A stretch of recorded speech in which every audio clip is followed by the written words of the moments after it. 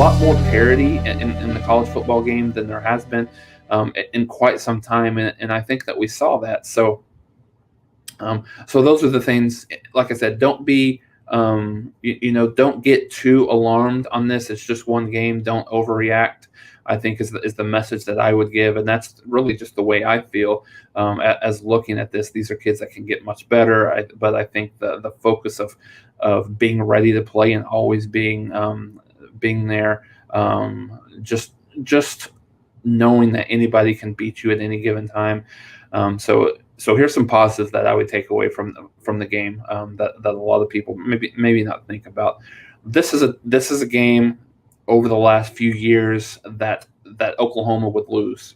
They were things were snowballing very, very quickly yesterday. They were obviously up 37-13, and the second half was horrible. They couldn't get stops.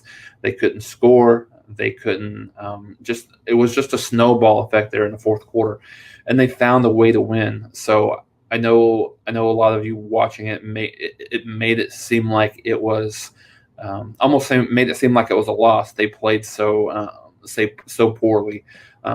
So I think that's one thing to take away from it. This team, teams of the past would have lost this game. Look at Kansas State last year. Look at Iowa State. Look at some of these other games, that they've had in the past. So I think that's one thing to take away from it. It wasn't a loss, and I think it'll be interesting to see where Oklahoma's ranked. I still think that they're a top 5 team right now. So all the goals are still out there in front of everyone. So I think that's one thing that you should take away from this as a positive in watching this game, and then understand that they've got 2 weeks of practice to get ready as the competition gets a little tougher.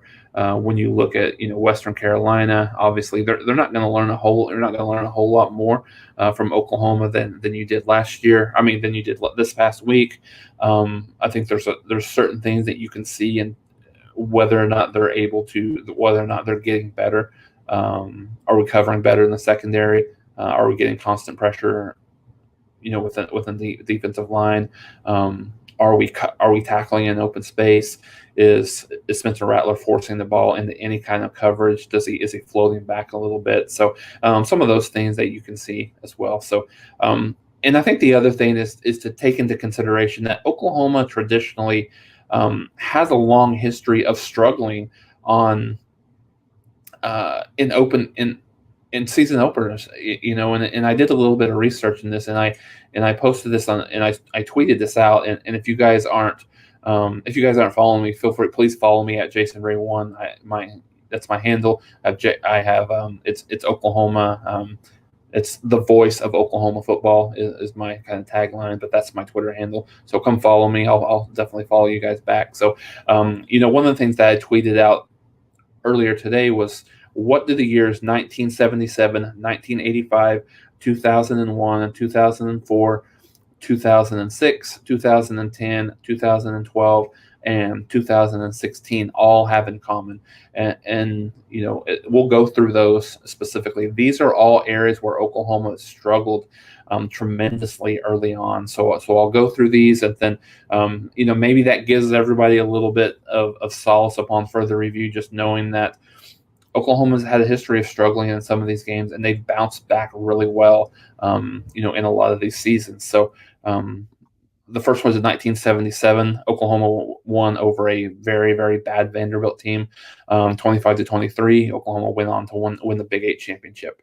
1985, they struggled here. This is a Lou Holtz coach Minnesota team, barely beating Minnesota 13-7. Oklahoma went on to win the national championship. So I think there was a lot of thoughts just looking at that this is a team. There's no way that this team can come back and win, even compete for a national championship. So the show, it has been done. in 1985, they actually not only competed, but they won the national championship as well. 2001, I think you guys obviously remember that year, where Oklahoma didn't win a national championship or didn't win a Big 12 championship that year. They did go on and finish 11-2, and they had a big struggle against North Carolina. And if you guys remember, Oklahoma got off to a big start in that game and sort of just faltered down the stretch as well. 2004, Oklahoma 40-24 over a 9-3 Bowling Green. You would kind of look similarly at a game like this versus Bowling Green. It was a non-Power 5 team. And if you guys remember, Oklahoma won the Big 12 championship and played in the national championship game that year. And then just more of the same, in some of the bad teams that Oklahoma, has played and barely won. 24-17 over a bad UAB team. 2006, Oklahoma went on to win win the Big 12 championship. 2010, Utah State was the one initially that I remembered, me personally, out of all of these, on how bad they struggle, and just kind of sitting there, I was like, wow. That team went on to win the Big 12 championship as well. So 2012,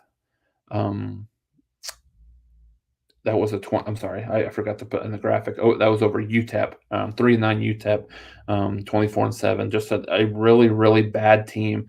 And so when you think about this team, and then the last one was in 2016 when Oklahoma actually lost to Houston, and then a couple games later lost to Ohio State, but reeled off a ton of wins in a row. I think nine straight wins to finish the season and win the Big 12 championship. So there's a lot of different examples here of Oklahoma teams that have struggled early on in the opener and bounced back and played really well and won national championships, and played in the national championship game. So all the goals that Oklahoma had in front of them are still there.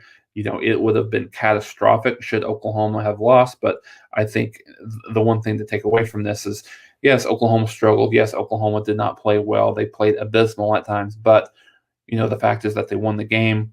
And not only that, but not only did they win the game, but they have an opportunity to improve and grow, and they have a little bit of schedule here early on that that allows them to improve. It allows them to play better, allows them to